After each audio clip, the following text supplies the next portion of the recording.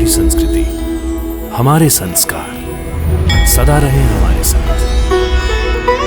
भारत के महान ग्रंथों और काव्यों का संपूर्ण संकलन। सब्सक्राइब करें तिलक।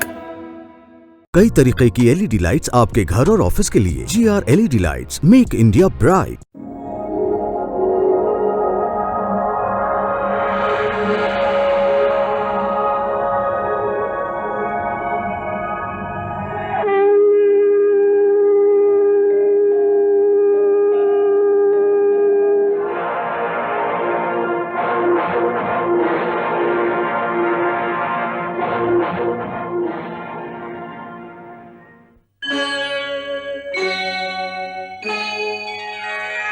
कृष्णा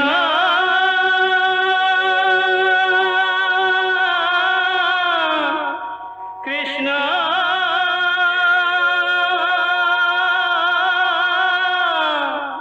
हरे कृष्णा हरे हरे।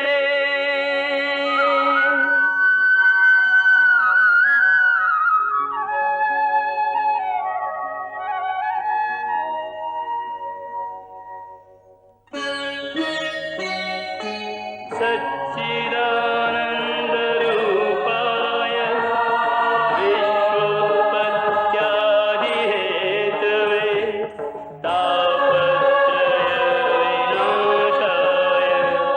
श्रीकृष्णाय वयं नमः।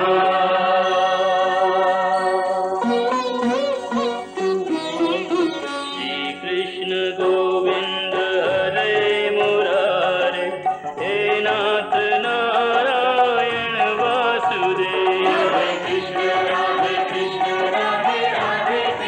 कृष्ण हरे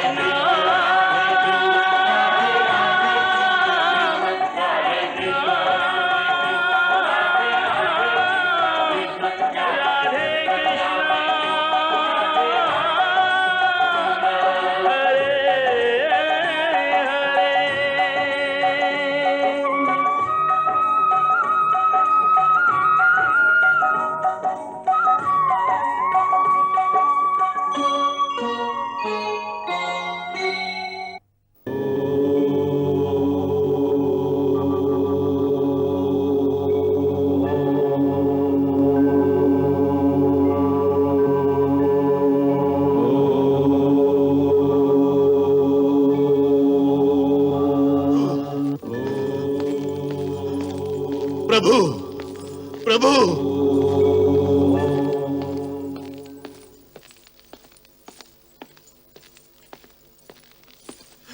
प्रभु, एक बड़ा दुखद समाचार है प्रभु, बड़ा दुखद समाचार है। क्या हुआ अक्रूर जी? क्या समाचार है? किसका समाचार है? पांडवों का। पांडवों का? क्या हुआ पांडवों को? बताइए अक्रूर जी, क्या समाचार है? कुछ तो कहिए अक्रूर जी, क्या समाचार है? कोई कोई दुर्घटना हुई है क्या? जी प्रभु। कैसी दुर्घटना? कैसी दुर्घटना अक्रूर जी, कैसी दुर्घटना? कुछ तो बताइए।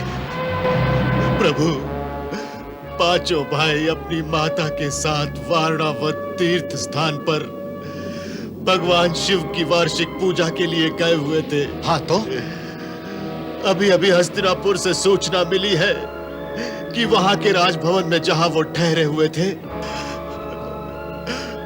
उस मकान में रात के समय अचानक आग लग गई प्रभु, आग लग गई। आग लग गई? हाँ प्रभु, पांचों भाई अपनी माता के साथ। जल गए क्या? हाँ प्रभु, जल गए, जल गए प्रभु, जल गए। महाराज पांडु के कुल का सर्वनाश हो गया। सर्वनाश हो गया प्रभु, कन्हैया, कुछ सुना तुमने? हाँ दाऊ भैया, सुन लिया। ये समाचार यदि सत्य है तो अत्यंत दुखदाई है। मेरे विश्वस्त गुप्तचर अभी अभी हस्तिनापुर से आए हैं। महाराज धृतराष्ट्र और राज परिवार के अन्य सदस्य उनका श्राद्ध करने के लिए यमुना तट पर जाने वाले हैं। इसलिए मैं ये सूचना लेकर आया था कि आपको भी इस समय अपनी बुआ और उनके पुत्रों को जलांजलि देने उनके साथ जाना चाहिए। प्रभु, साथ जाना चाहिए। वहां जाने की क्या आवश्यकता है? वहां जाने की आवश्यकता इसीलिए है कन्हैया कि वहां जाकर शोकातुर परिवार के लोगों को कुछ सांत्वना दी जाए। ऐसे दुख के समय में किसी का दुख बांटने से उसे बहुत सहारा मिलता है। ये तो ठीक है दाऊ भैया, परंतु दुख तो उसके साथ बांटा जाता है जो दुखी हो। लेकिन वहां कौन दुखी है? राज परिवार में कौन ऐसा है जो पांडवों के मरने पर शोकातुर होगा? क्या? हाँ दाऊ भैया, उन सब का दुख केवल एक दिखावा है। यहां तक कि स्वयं महाराज धृतराष्ट्र के मन में भी इस समय एक छिपी हुई प्रफुल्लता सी होगी।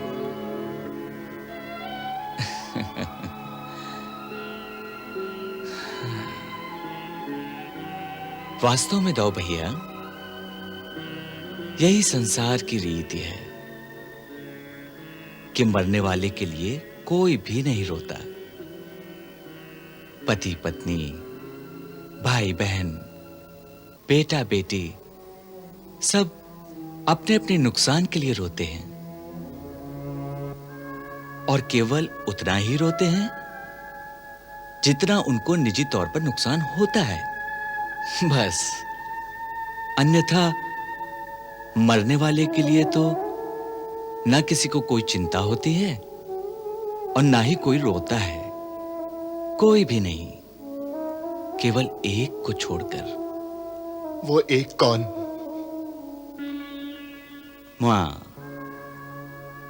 मां का दुख निस्वार्थ होता है। केवल मां की पीड़ा निश्चल होती है और किसी की भी नहीं। सो जो यहां सचमुच दुख करने वाली थी, वो बेचारी तो अक्रूर जी की सूचना के अनुसार उनके साथ ही चली गई। तो अब हम वहां किसका दुख बांटने जाएं? समझ में नहीं आता कन्हैया, ये सब कैसे हुआ, क्यों हुआ? क्यों का तो एक ही उत्तर है भैया, कि जिसका जन्म हुआ है उसे एक न एक दिन मृत्यु भी अवश्य आएगी। सो इस मृत्यु लोक में किसी का मरना तो कोई नई बात नहीं, और न वो कोई विचित्र बात है।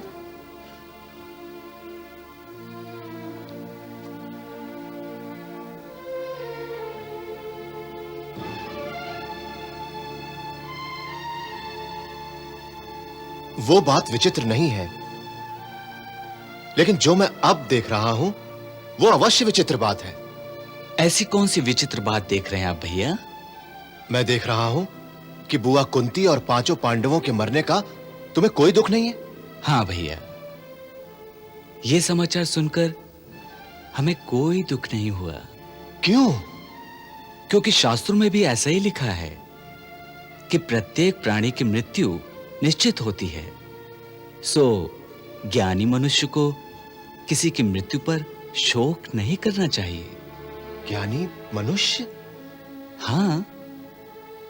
तुम भगवान से मनुष्य कब बन गए? मुझे भगवान से मनुष्य तो आप ही ने बना दिया भैया। मैंने? कब से? जब से आपने मुझसे यह आशा की कि सगे संबंधियों की मृत्यु पर मुझे भी एक साधारण मनुष्य की तरह शोक करना चाहिए। नहीं, सगे संबंधियों की मृत्यु पर एक साधारण मनुष्य की तरह शोक करने की मैंने तुमसे आशा नहीं की है।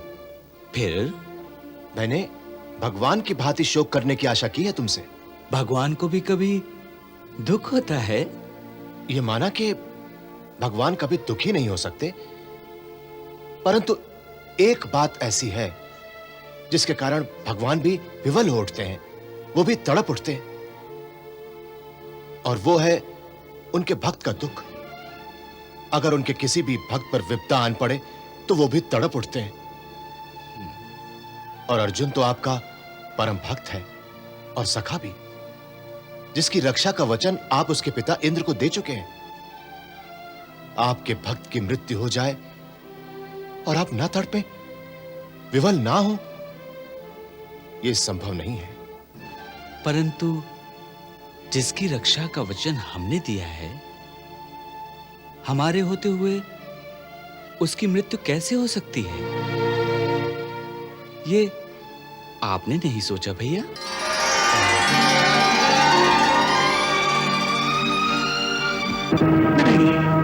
नहीं, मुझे इस बात पर विश्वास नहीं होता कि पांचों पांडव अपनी माता के समेत उस मकान में जलकर मर गए हैं।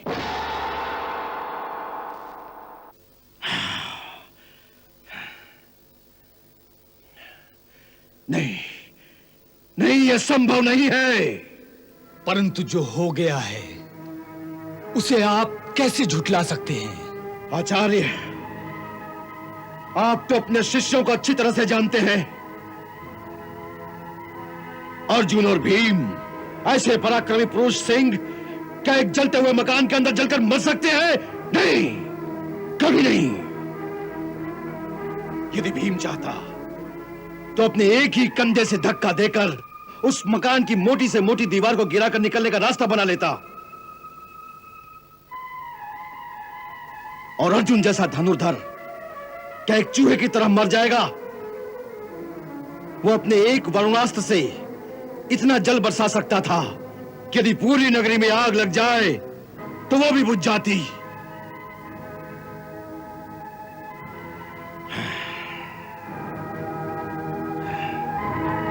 इसीलिए मैं मानने को तैयार नहीं कि पांडव उस आग में जलकर मर गए।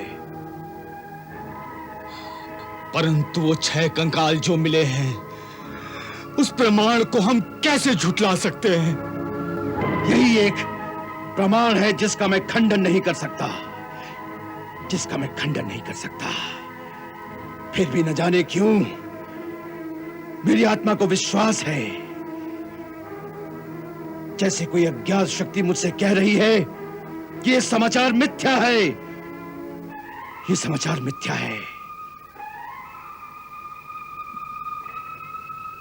एक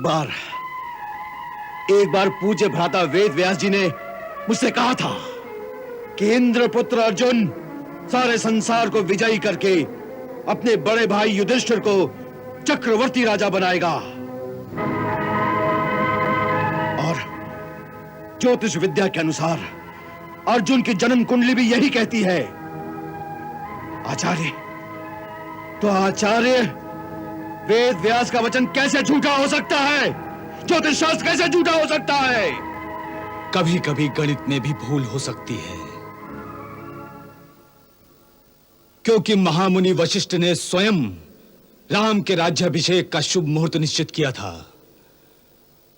और उसी शुभ मुहूर्त में राम को राज्य सिंहासन की जगह पर वनवास मिला था। सो कभी कभी ज्योतिष की गणना में भी भूल हो सकती है, क्योंकि कुंती और 5 पांडवों के 6 कंकाल मिले हैं, वो तो सत्य हैं। परंतु आचार्य, भले मैं इस बात को सत्य मान लूं कि वो 6 कंकाल पांडवों के ही हैं, परंतु मैं इस बात को कदापि सत्य नहीं मानूंगा कि उन जैसे पराक्रमी वीर एक जलते हुए मकान के नीचे दबकर मर गए। हाँ, यह हो सकता है कि उन्हें भोजन में विष देकर मार डाला गया हो और उसके बाद उस मकान में आग लगाकर उन्हें जला दिया गया हो। हाँ, यह सत्य हो सकता है, कितना भयंकर षड्यंत्र रचा गया होगा, कितना भयंकर षड्यंत्र। और विस्मय की बात तो यह है कि विदुर के गुप्तचर विभाग को भी इस बात का पता नहीं चला।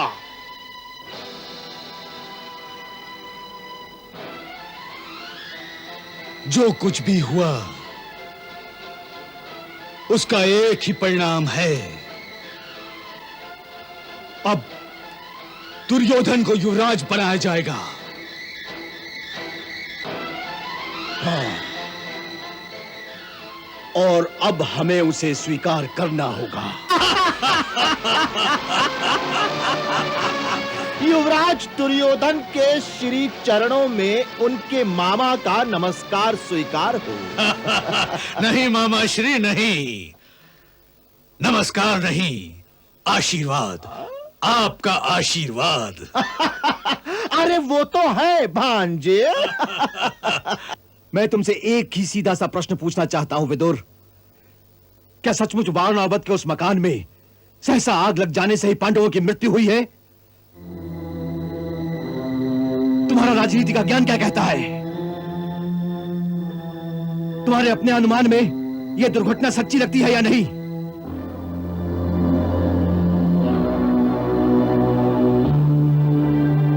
देखो विदुर, तुम मुझसे राजनीति की भाषा में बात मत करना। इसीलिए मैंने एक सीधा सा प्रश्न पूछा है कि क्या वारणावत के उस मकान में आग स्वयं अपने आप लग गई थी?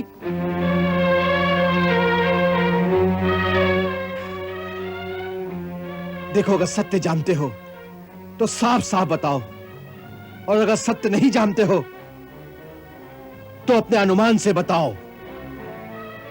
बस इतनी सी बात का उत्तर दो।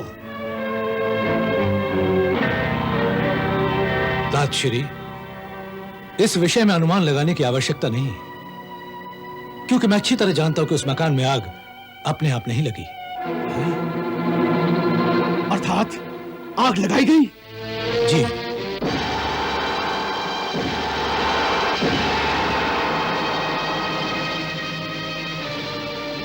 अब दूसरा प्रश्न। जिस समय आग लगाई गई उस समय पांडव उसके अंदर थे? जी।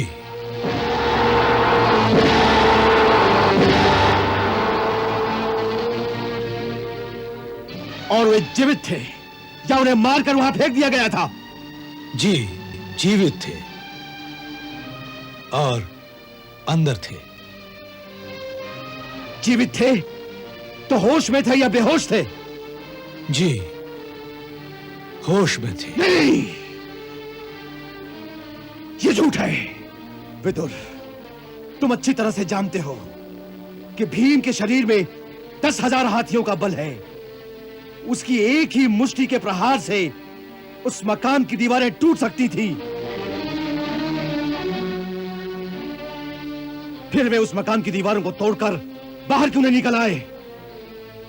क्या वे दीवारें लोहे की बनी हुई थी? जी नहीं तातश्री, लोहे की नहीं, वो दीवारें लाख की बनी हुई थी। लाख की? तुम्हारा कहना है कि लाख का घर बनाया गया था? जी हाँ तातश्री, इसलिए उसमें आग लगते ही क्षण भर में सब कुछ भस्म हो गया।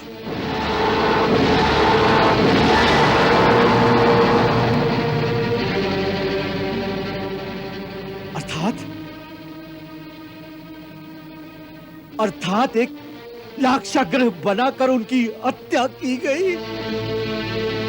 जी नहीं, हत्या नहीं की गई। तो फिर? केवल हत्या का प्रयास किया गया। केवल प्रयास किया गया?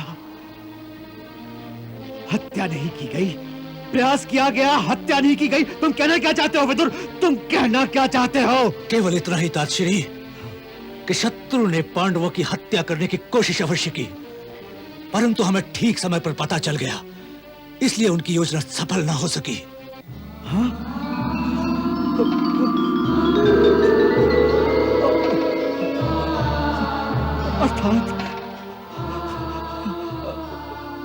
अर्थात पांडव मरे नहीं, वो जीवित हैं।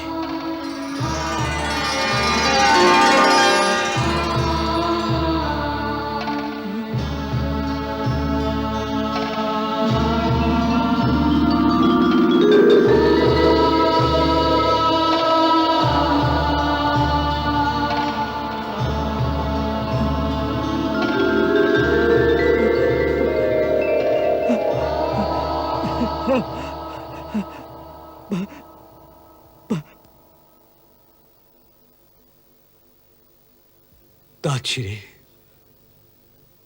ये केवल आपके आशीर्वाद के पुण्य प्रताप से ही संभव हो सका,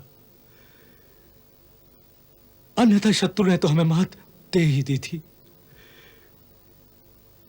केवल आपके पुण्य प्रताप से सब बच गए।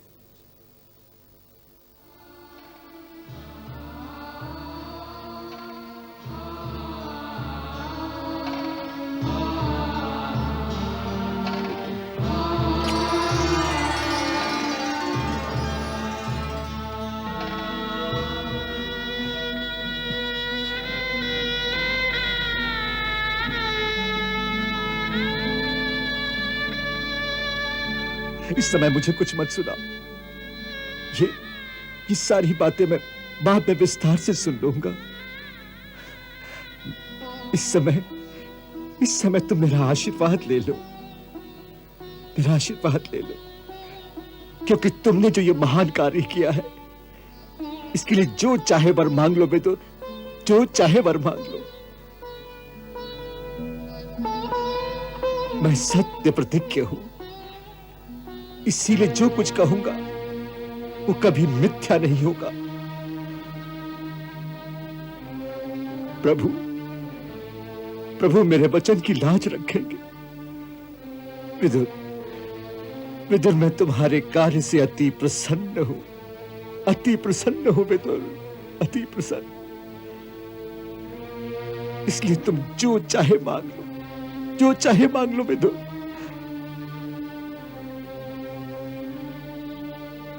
मैं जानता हूं तात कि आपकी वाणी में सत्य की शक्ति है। आप जो भी आशीर्वाद देंगे वो निष्फल नहीं जाएगा। इसलिए यदि मुझे देना चाहते हैं तो केवल यह वर दीजिए कि भगवान श्री कृष्ण के चरणों में मेरी भक्ति सदैव स्थिर बनी रहे। वाह वाह विदुर, धन्य हो तुम, और धन्य है तुम्हारी प्रभु भक्ति। मैं तुम्हें आशीर्वाद देता हूं कि प्रभु के श्री चरणों में तुम्हारी भक्ति सदैव बनी रहे, और यदि मेरी भक्ति का भी कोई फल है तो वो तुम्हें प्रदान करे। तथास्तु तथास्तु तथास्तु तथास्तु तथास्तु तथास्तु तथास्तु तथास्तु तथास्तु। कन्हैया, कन्हैया, कन्हैया। हाँ दाऊ भैया।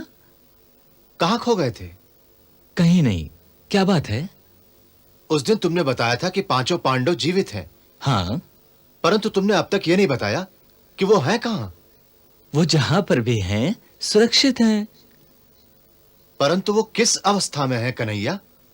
अवस्था देखो ना दाऊ भैया, भाग्य की कैसी विडंबना है कि एक दिन जिन्हें इस पृथ्वी का चक्रवर्ती सम्राट बनना है, वे आज भिखारियों की भांति गांव-गांव भिक्षा मांग रहे हैं। भिक्षा मांग रहे हैं? हाँ दाऊ भैया। परंतु वे हैं कहां कन्हैया? वे इस समय हस्तिनापुर की सीमा पार करके पांचाल की धरती पर पहुंच गए हैं, जहां दुर्योधन के हाथ उन तक नहीं पहुंच सकते। इन दिनों वे ब्राह्मणों के एक गांव में ब्राह्मणों के वेश में ठहरे हुए हैं, और वे भी दूसरे ब्राह्मणों की तरह गांव में भिक्षा मांगकर अपना निर्वाह कर रहे हैं। भिक्षाम देहि।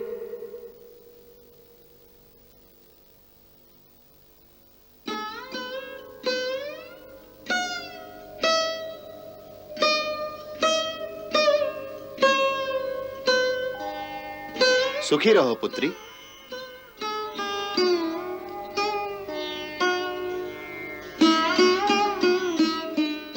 भिक्षाम देहि।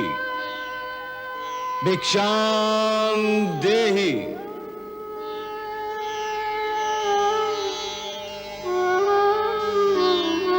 सुखी रहो देवी।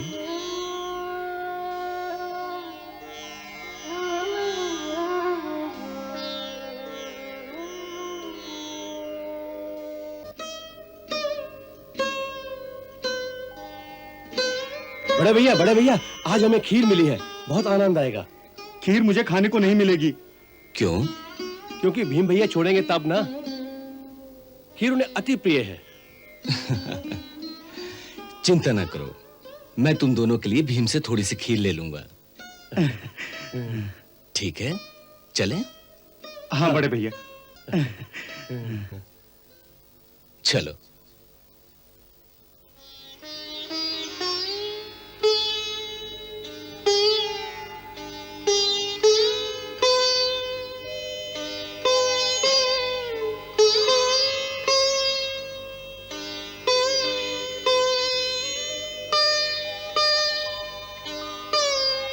माँ,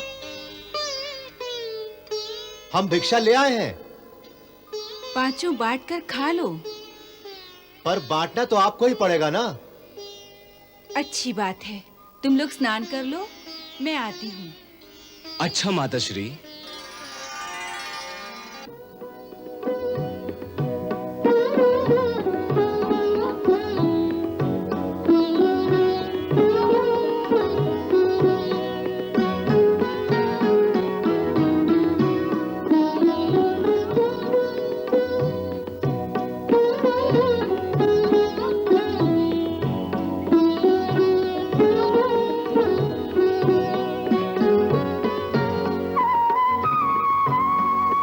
इस लड्डू की ओर मत देखो अर्जुन, इस लड्डू के हिस्से नहीं करूंगी। नकुल सहदेव को लड्डू बहुत भाते हैं, ये लड्डू उनको ही दूंगी। और भीम भैया को पूरा लड्डू? हाँ, सारे भोजन में से आधा हिस्सा उसका ही होता है।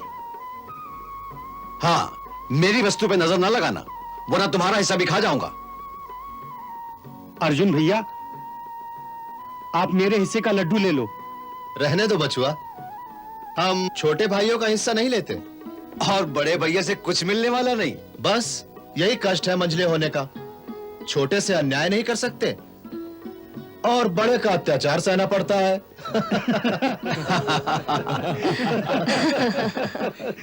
नहीं नहीं नहीं, भगवान के लिए दया कीजिए, दया कीजिए। मैं भी तो हो जाऊंगी, मेरे बच्चे अनाथ हो जाएंगे, हमारा जीवन नष्ट हो जाएगा। दया कीजिए, कुछ तो दया कीजिए, मेरे बच्चों का अनाथ मत कीजिए, हमारी दशा पे दया कीजिए। आप इनको ले जाओगे तो मेरे बच्चों का जीवन तबाह हो जाएगा। अभी मेरी पुत्री का विवाह भी नहीं हुआ, मेरा पुत्र भी अभी बहुत छोटा है। आपको हम पर दया नहीं आती? देवी, हमें तुम पर बहुत दया आती है, लेकिन हम क्या कर सकते हैं? हम विवश हैं। यह दुख तो सारे नगर का एक जैसा है। जिस दिन जिसकी बारी आती है, उस दिन उसके घर में ऐसा ही कोहराम मच जाता है। परंतु बारी तो सबकी एक दिन आनी ही है। परंतु क्या ऐसा नहीं हो सकता कि मेरी बारी एक वर्ष के लिए टाल दी जाए, ताकि मैं अपनी जवान लड़की का विवाह कर सकूं। इसलिए मुझे 1 साल की मोहलत दे दो। ये मेरी पुत्री की रक्षा का प्रश्न है। गंगाधर जी, ये केवल आपकी एक पुत्री का प्रश्न नहीं है, बल्कि इस नगर की हजारों ऐसी ही पुत्रियों का प्रश्न है। आज हर एक घर की यही परिस्थिति है, तो फिर कौन जाएगा उस राक्षस का भोजन बनने के लिए। गंगाधर जी, आप स्वयं भी तो थे उस सभा में जिसमें उस नरभक्षी राक्षस के साथ ये समझौता किया गया था, जिसमें उसने कहा था कि यदि नगर वाले मुझे 1 चकड़ा अनाज, 10 मटके दूध के और 1 आदमी हर रोज खाने के लिए यदि स्वयं मेरे पास आकर दे जाएंगे तो मैं और किसी नगरवासी को कुछ नहीं कहूंगा। परंतु जिस दिन मुझे ये खुराक नहीं मिली, उस दिन सारे नगर में लहू की नदियां बहा दूंगा।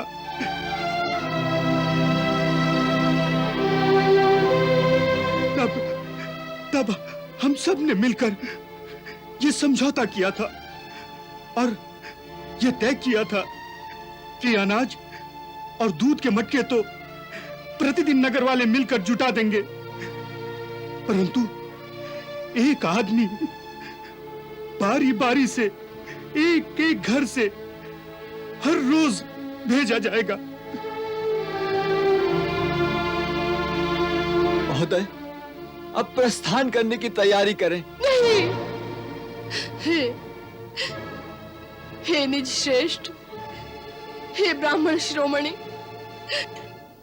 आप तो हमारे समाज के अगुआ हैं। इसलिए आपसे मेरी एक प्रार्थना है जिसे आप स्वीकार करने की कृपा करें। कहो देवी। आज हमारे घर की बारी है। उस नरभक्षी के लिए एक आदमी उसे खाने को दिया जाए, इसलिए आपको इस घर से एक आदमी चाहिए। तो बस आपसे मेरी एक प्रार्थना है कि मेरे पति के स्थान पर मुझे भेजा जाए। इसमें आपको कोई आपत्ति नहीं होनी चाहिए। कोई आपत्ति नहीं। नहीं, हमें कोई आपत्ति नहीं। परंतु मुझे आपत्ति है, मुझे आपत्ति है। मैंने वेद मंत्रों के अनुसार विधि पूर्वक इसके साथ विवाह किया है। इसके माता पिता ने मुझे अपनी कन्या का दान करते समय मुझसे ये वचन लिया था कि मैं इसे अपने गृहस्थ जीवन की सहधर्मणी और अपने घर की अधिकारिणी बनाऊंगा। मैं अपना सब कुछ इसे दे दूंगा और सर्वदा मैं इसकी रक्षा करूंगा। अतः मैं आज अपने जीवन की रक्षा के लिए अपनी कुलीन, अपनी सुशील, अपनी सती सावित्री के जीवन की बलि नहीं दे सकता, नहीं दे सकता। ये धर्म विरुद्ध है।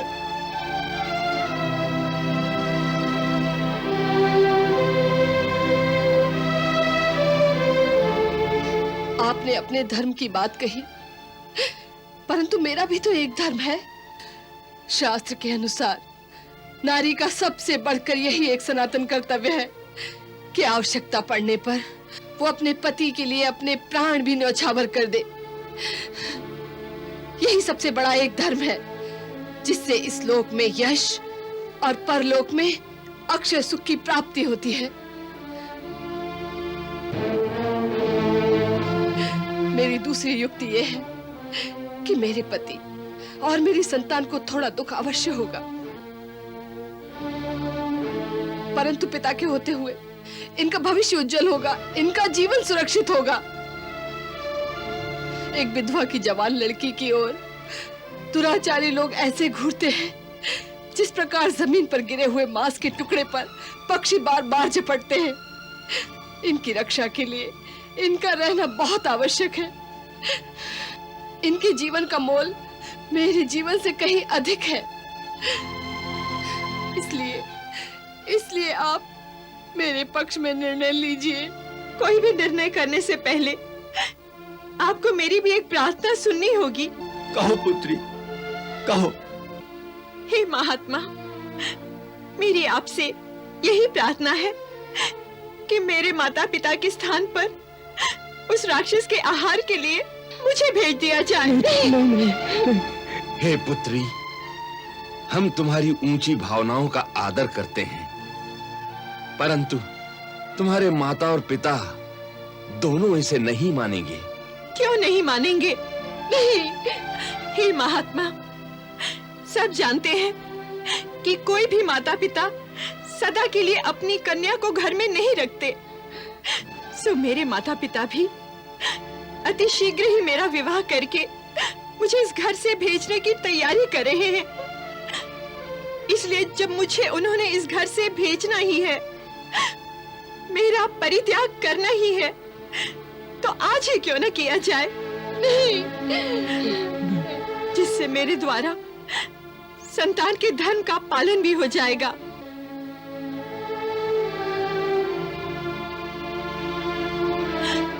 शास्त्र के अनुसार संतान का यही परम धर्म है कि समय आने पर वो माता और पिता को संकट से उबारेगी।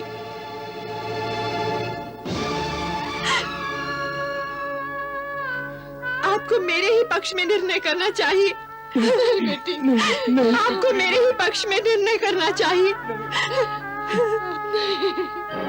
परंतु फिर भी कोई तो निर्णय लेना ही पड़ेगा। तनिक रुकिए महात्मा।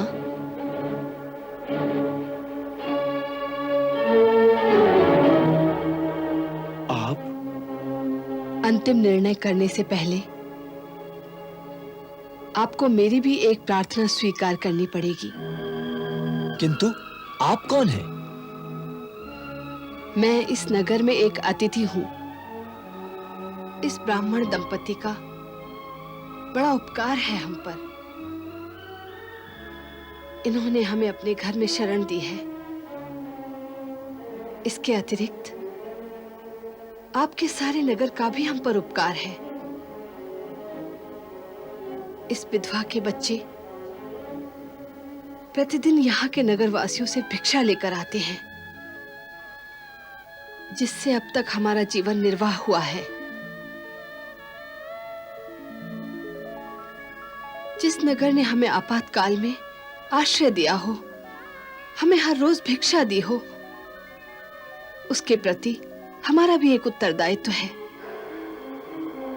इसलिए हे महात्मा, आपसे प्रार्थना करती हूं कि आज इन तीनों की जगह मेरे एक पुत्र को जाने की आज्ञा दी जाए। नहीं नहीं, ऐसा नहीं हो सकता, ऐसा नहीं हो सकता। शरण में आए हुए शरणार्थी को अपनी रक्षा के लिए संकट में डालना ऐसा क्रूर पाप है जो परम निंदनीय है, परम निंदनीय है।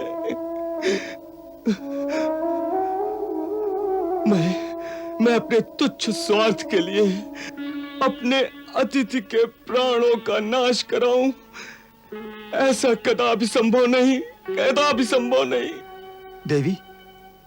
देवी गंगाधर जी ठीक कहते हैं कि अपने स्वार्थ के लिए किसी अतिथि के साथ विश्वासघात करना बड़ा ही जघन्य पाप होता है। हमारे नगर के किसी बच्चे ने भी ये नहीं सीखा है, और हमने भी नहीं सीखा कि किसी के उपकार के बदले उसकी कुछ भी सेवा किए बिना उस स्थान को ही छोड़ दिया जाए। इसलिए मैंने आपसे प्रार्थना की है कि आज मेरे पुत्र को उस राक्षस के पास जाने की आज्ञा दी जाए। आप कैसी माता हैं? अपने ही पुत्र के बलि की बात ऐसे कर रही हैं जैसे कि मुझे पुत्र की कुछ चिंता ही नहीं। परंतु हे विप्रवर, जब आप ये जान जाएंगे कि मेरे पुत्र में क्या गुण है, तो आप ऐसा नहीं सोचेंगे। अर्थात उसके पास ऐसा क्या है? एक मंत्र है। मंत्र? हाँ, उसके पास गुरु का दिया हुआ एक मंत्र है, जिसके द्वारा वो किसी भी राक्षस को हरा सकता है अथवा मार सकता है। इसीलिए मैं आपसे कहती हूं कि मेरे पुत्र के जाने से इस नगरी का संकट ही सदा के लिए मिट जाएगा।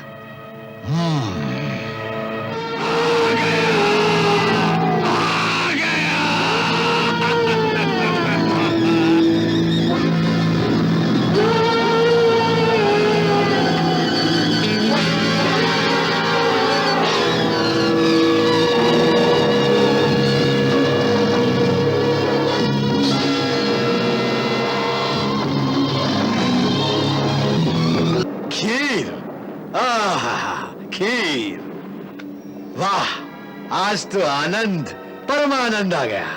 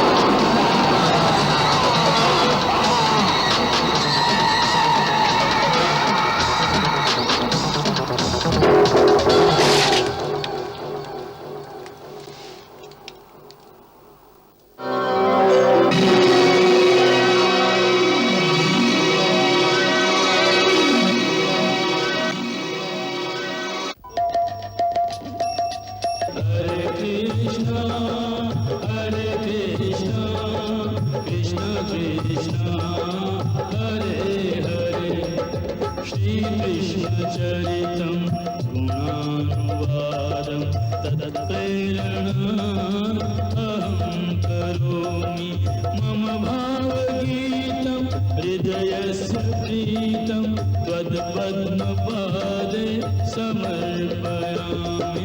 हरे राम राम राम हरे हरे, हरे कृष्ण कृष्ण कृष्ण हरे कृष्ण।